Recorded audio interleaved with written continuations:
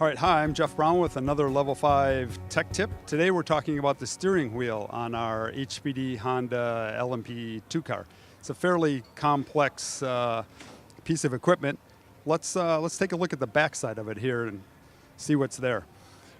It's a paddle shift car, so no gear lever in this car. We have a paddle for upshifting and another one here for downshifting. Allows the driver to select the gear at any time without having to lift off the throttle or take his hand off the steering wheel. These two buttons here are optional switches that we're not using currently, but there's certainly a lot more on the front side of this steering wheel. So, here's what the driver has to deal with. Let's start with this button here, simply labeled radio. If he wants to talk to us, he pushes that button, holds the button down, and speaks to the engineers in the pit lane. This flash button will flash the headlights to warn slower cars at night that he's approaching so that they have a chance to get out of the way. This OT button is what we call an overtake button. It simply puts the car at maximum power while that button's being held to help him get around another car at the detriment of fuel economy, but it does give him a burst of power. This next switch will cycle through his dashboard and give him different information display, a different page on his dash.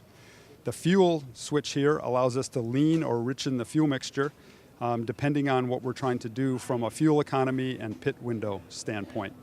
You have your mode switch here, which allows him to select what mode he wants for his display on the dashboard. TC1 is traction control 1. It adjusts a certain parameter of the traction control settings for the car.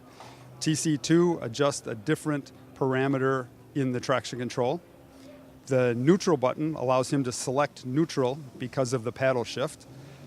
The LED simply adjusts the brightness of his dashboard because since we run at night, you have to turn it down, otherwise it's too bright in their eyes. The start button is simply that, it starts the car. The alarm button allows him to acknowledge any alarms that he sees on his dashboard that might be telling him that he's about to pit or he has an engine heating problem. He can acknowledge that and clear the alarm.